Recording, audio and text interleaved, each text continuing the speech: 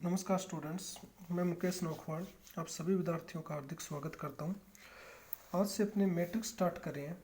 BSc agriculture का जो syllabus है उसके अकॉर्डिंग अपने मैट्रिक्स जो अपनी फर्स्ट यूनिट है वो स्टार्ट करने वाले हैं।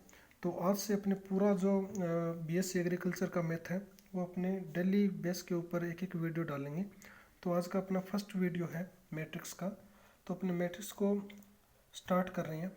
तो अपने बेसिक से स्टार्ट करेंगे, जीरो लेवल से। तो यहाँ से समझना कि मैट्रिक्स को हिंदी में कहते हैं आव्यूह, और मैं इसको मैट्रिक्स की परिभाषा लिखता हूँ यहाँ से, और मैं इसको इंग्लिश में लिखूँगा मैट्रिक्स को। तो परिभाषा समझना, मैट्रिक्स होता क्या है। तो परिभाषा है पंक्ति पंक्ति और स्तंभों का व्यवस्थित क्रम मैट्रिक्स कहलाता है। यहाँ से एक बात समझना कि पंक्ति और स्तंभों का व्यवस्थित क्रम कैसे मैट्रिक्स कहलाता है। तो इसके लिए आप देखना कि मैट्रिक्स को इस बॉक्स से दर्शाया जाता है। तो इसके लिए देखना, मैं यहाँ पे कुछ एलिमेंट लिख रहा हूँ 1 2 3 4 5 6।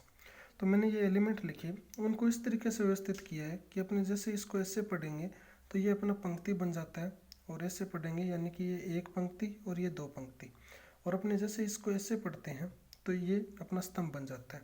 तो यानी कि एक ऐसी व्यवस्था जिसमें पंक्ति भी बने और स्तंभ भी बने, इस व्यवस्था को ये अपने क्या बोलते हैं, मैट्रिक्स बोलते हैं। जैसे इसमें ये पहली पंक्ति है तो इसको R1 कहते हैं, ये दूसरी पंक्ति है तो इसको R2 कहते हैं। ये पहला स्तंभ है तो इसको C1 बोलेंगे, ये दूसरा स्तंभ है तो इसको C2 बोलेंगे, तीसरा स्तंभ है तो इसको C3 बोलेंगे। जैसे मैं एक मैट्रिक्स और लेता हूँ, जैसे ये मैट्रिक्स है, जैसे मैंने लिखा A11 A12 A13 A21 A22 A23 A31 A32 A33। जैसे ये मैट्रिक्स है, इसके अंदर ये अपने 9 एलिमेंट है। इसमें देखें तो ये R1 अपनी पहली पंक्ति, R2 अपनी दूसरी पंक्ति, R3 अपनी तीसरी पंक्ति, और एलिमेंट C1 C2 और C3। और इसमें ये एलिमेंट मैंने 1 1 1 2 लगाया है, ये इस यहाँ पर जो एलिमेंट होते हैं अपने उनकी पोजीशन को दर्शाता है। जैसे मेरे को कोई पूछे कि A23 का मतलब क्या है, तो मैं उनको बताऊंगा कि A23 का मतलब है कि दूसरी पंक्ति और तीसरा स्तंभ। यानी कि मतलब ये हुआ कि जब भी अपने मैट्रिक्स में इस एलिमेंट की कंडीशन या फिर उसकी पोजीशन को दर्शाएंगे, तो पहले उसकी पंक्ति की संख्या यानी कि पहला एलिमेंट उसकी पंक्ति की संख्या दर्शाएगा और दूसरा एलिमेंट उसकी स्तंभों की संख्या दर्शाएगा। अब अपने इसी में करते हैं आगे मैट्रिक्स की कोटि। यहाँ से समझना अच्छे से कि मैट्रिक्स की कोटि क्या होती है। तो मैट्रिक्स की कोटि समझने के लिए समझो कि पंक्ति और स्तंभों का गुणनफल रूप मैट्रिक्स की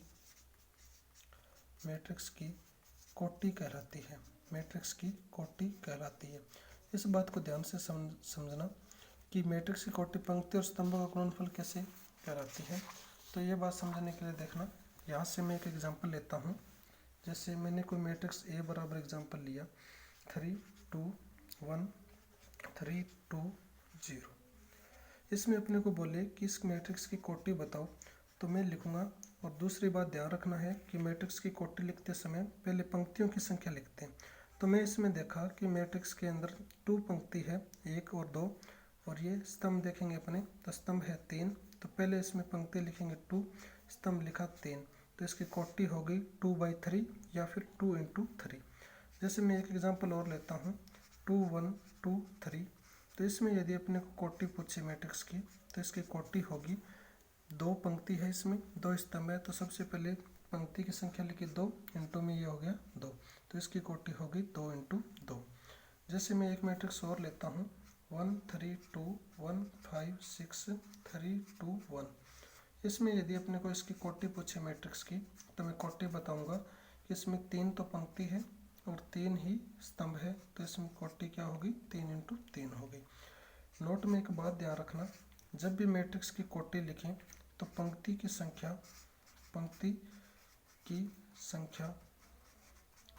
पहले लिखते हैं, पहले लिखते हैं तथा स्तंभों की संख्या बाद में लिखते हैं।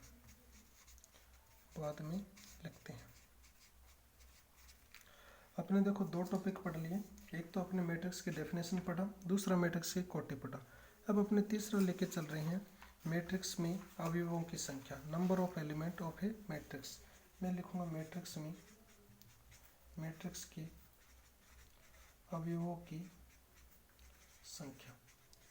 मैट्रिक्स के अवयवों की संख्या के लिए ध्यान रखना, जो अपने मैट्रिक्स में पंक्ति और स्तंभ थे उनका गुणनफल का मान, यानी कि पंक्ति तथा स्तंभों के गुणनफल का मान अवयवों की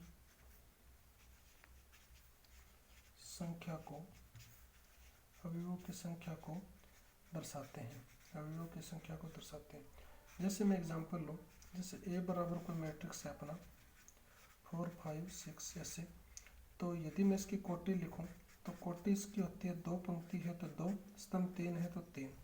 अब मेरे को इसमें अवयवों की संख्या ज्ञात करनी है, तो मैं कहूँगा कि जो मैट्रिक्स की कोटि थी यानी कि पंक्ति और स्तंभ थे, इनका गुणा करके मान बता दो, तो ये हो गया 6।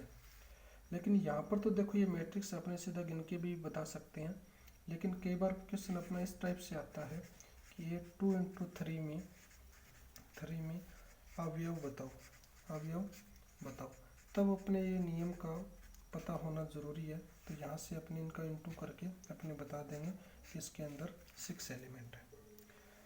मैं यहाँ से एक क्वेश्चन ले रहा हूँ, क्वेश्चन को ध्यान से समझना। जैसे अपने मैट्रिक्स दे दिया 2 - 2 3 2 1 0 और प्रश्न आ गया A12 का मान बताओ।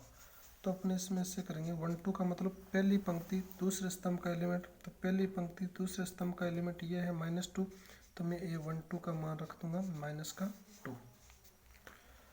अब अपने आगे बढ़ते हैं और अपने मैट्रिक्स के प्रकार करते हैं। अब देखना यहाँ से प्रश्न को अच्छे से समझना कि मैट्रिक्स के प्रकार कौन कौन से होते हैं।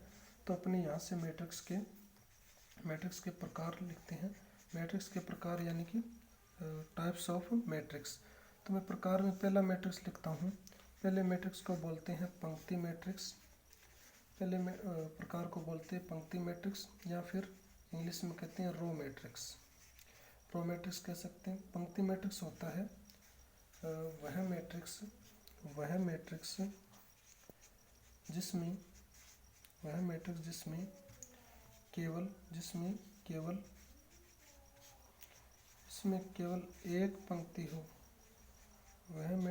केवल एक पंक्ति हो, पंक्ति मैट्रिक्स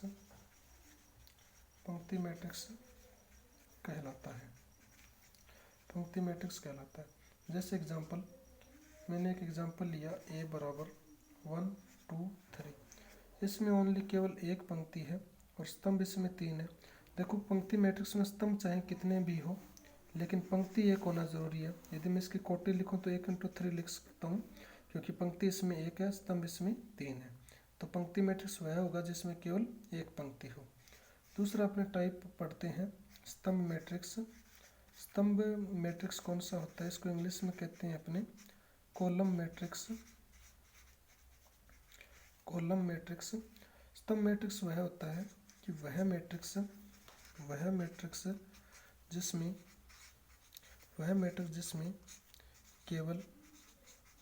केवल एक स्तंभ हो। स्तंभ मैट्रिक्स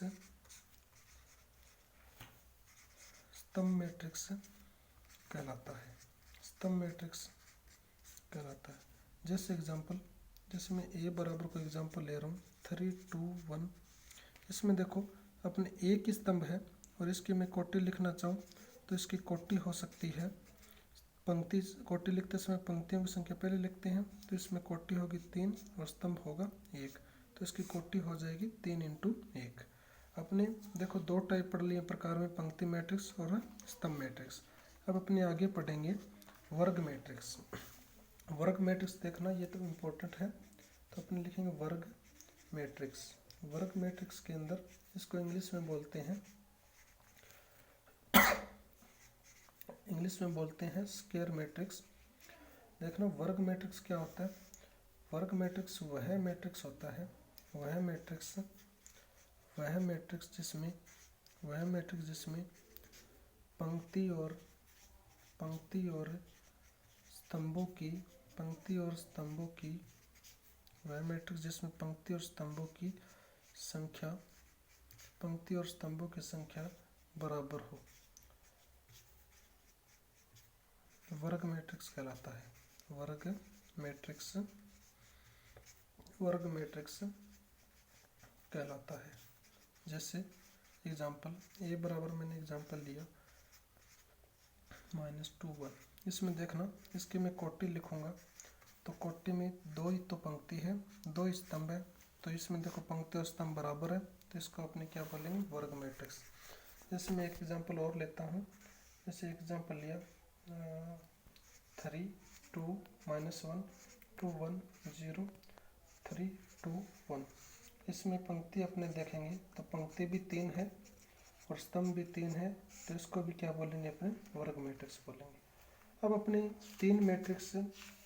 3 प्रकार मैट्रिक्स के और पढ़ेंगे जो कि अपना इम्पोर्टेंट होने वाले हैं बहुत ही ज़्यादा। तो अपने पहला प्रकार अपने पढ़ने वाले हैं 3 आगे का, यानी कि आज का अपने चौथा टाइप अपने पढ़ेंगे।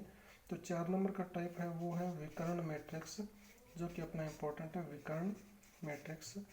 अब विकर्ण मैट्रिक्स देखना क्या होता है, इसको डायगोनल मैट्रिक्स भी बोलते हैं, डायगोनल मैट्रिक्स।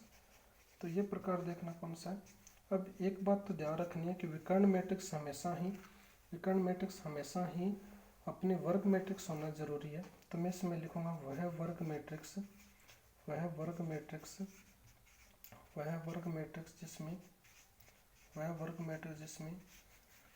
जिसमें मुख्य विकर्ण के अवयवों को छोड़कर बाकी अवयव शून्य हो, मुख्य विकर्ण के अवयवों को छोड़कर बाकी अवयव शून्य हो, विकर्ण मैट्रिक्स कहलाता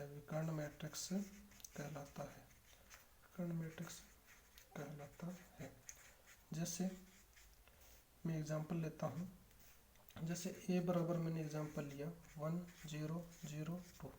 यहाँ पर देखो ये मुख्य विकर्ण है, इसको छोड़कर बाकी शून्य है, तो मैं इसको क्या बोल सकता हूँ, विकर्ण मैट्रिक्स। दूसरा एग्जांपल मैं लेता हूँ 3 0 0 3। इसमें देखो समान हो सकता है, लेकिन मुख्य विकर्ण के एलिमेंट कुछ ना कुछ होने जरूरी है, बाकी क्या है, शून्य है, तो ये भी क्या होगा, विकर्ण मैट्रिक्स होगा। जैसे ये एग्जाम्पल है, तो इसको भी मैं क्या बोल सकता हूँ, मुख्य विकर्ण देखो एक है, बाकी शून्य है, तो इसको भी विकर्ण मैट्रिक्स बोल सकता हूँ। जैसे मैं 3/3 का लूँ तो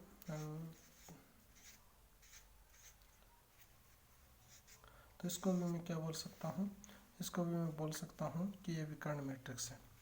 अब इसमें देखो अपने अगला पढ़ते हैं, मुख्य विकर्ण मैट्रिक्स हो गया।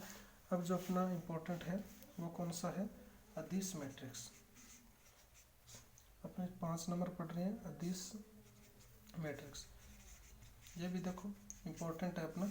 अदिश मैट्रिक्स होगा कि वह वर्ग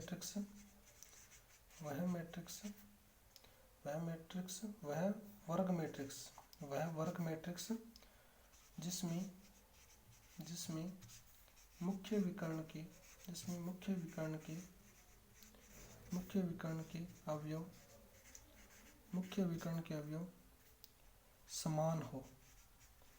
के अवयव समान हो, बाकी अवयव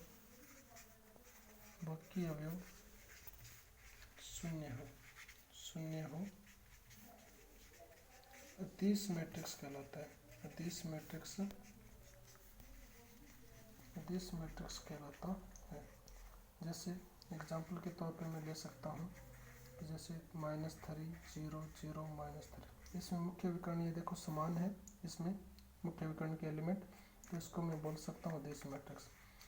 और ये एलिमेंट भी मैं अदिश बोल सकता हूँ क्योंकि सब मुख्य विकर्ण के अवयव है समान। जैसे मैं सी एक मैट्रिक्स ले सकता हूँ, जैसे मैं 3 0 0 0 3 0 0 0 3। इसमें मुख्य विकर्ण के अवयव कुछ न कुछ है, तो इसको देखो समान है तीनों मुख्य विकर्ण के अवयव के एलिमेंट, तो इसको भी मैं क्या बोल सकता हूँ, अदिश मैट्रिक्स बोल सकता हूँ। अब समझना 6 नंबर जो इम्पोर्टेंट है, जिसको अपने बोलते हैं इकाई मैट्रिक्स। इकाई मैट्रिक्स, और इकाई मैट्रिक्स को इंग्लिश में बोलते हैं यूनिट मैट्रिक्स या फिर आइडेंटिटी मैट्रिक्स। और इसमें आइडेंटिटी मैट्रिक्स, आइडेंटिटी मैट्रिक्स से इसको इसलिए बोलते हैं क्योंकि ये किसी भी मैट्रिक्स के साथ गुणा करने पर वापस वही मैट्रिक्स प्राप्त हो जाता है, इसलिए इसको आइडेंटिटी मैट्रिक्स बोलते हैं। इसमें समझना इकाई मैट्रिक्स, ये भी वर्ग मैट्रिक्स होता है, वह वर्ग मैट्रिक्स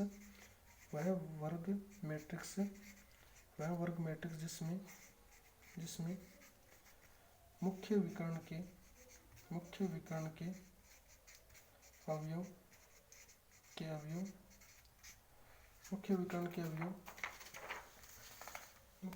अवयव इकाई हो, बाकी अवयव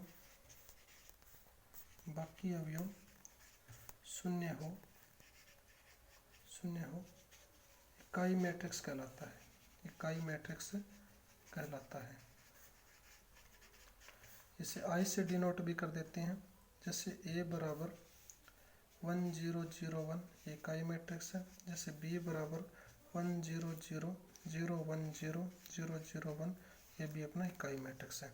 कई बार पेपर में ऐसे लिखा आता है I2 लिखो, तो I2 का मतलब होता है ये लिखना होता है, और I3 लिखा आ जाए इससे तो इसका मतलब ये वाला होता है, ये लिखना होता है उसमें I3।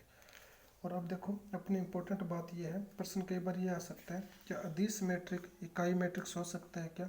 तो देखो यहाँ से अपने प्रश्न को ऐसे समझ रहे हैं कि एग्जाम्पल में देखो अदिश मैट्रिक्स, इकाई मैट्रिक्स तो अदिश हो सकता है क्योंकि ये समान होने चाहिए अदिश में, लेकिन अदिश मैट्रिक्स इकाई होने के लिए ये एलिमेंट एक ही होना जरूरी है, यानी कि जो एलिमेंट जिस मैट्रिक्स की परिभाषा का पालना करेगा वह मैट्रिक्स वह हो सकता है। इस बात को अपने से समझ सकते हैं। अब देखो मुख्य रूप से अपने BSc AG मैथ के अंदर दो मैट्रिक्स अपने और रह जाते हैं, जिनको अपने बोलते हैं त्रिभुजाकार मैट्रिक्स। अब यहाँ से इस बात को ध्यान से समझना, त्रिभुजाकार मैट्रिक्स किसे कहते हैं। ये दो प्रकार के होते हैं, एक तो होता है ऊपरी त्रिभुजाकार, एक होता है निम्न त्रिभुजाकार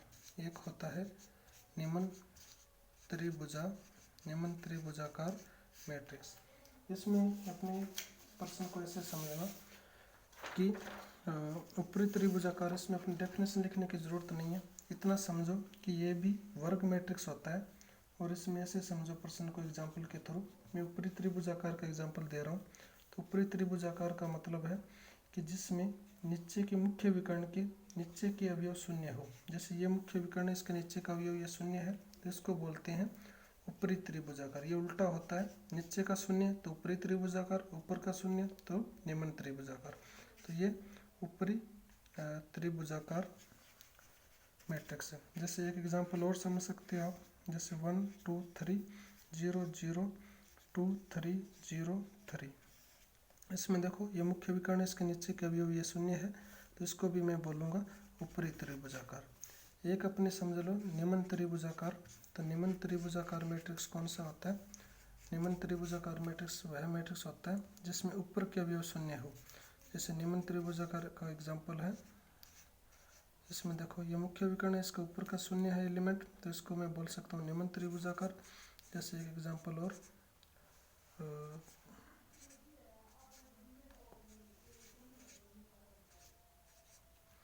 जैसे ये है, इसमें देखो मुख्य विकर्ण के ऊपर के एलिमेंट शून्य है, तो इसको भी मैं क्या बोल सकता हूँ, निम्न त्रिभुजाकार। आज की क्लास में अपने इतना ही करेंगे। नेक्स्ट वीडियो के अंदर अपने जो अपना बहुत इंपॉर्टेंट टॉपिक है परिवर्त मैट्रिक्स, वो स्टार्ट करेंगे और अपने दो मैट्रिक्सों का गुणनफल करना सीखेंगे। धन्यवाद।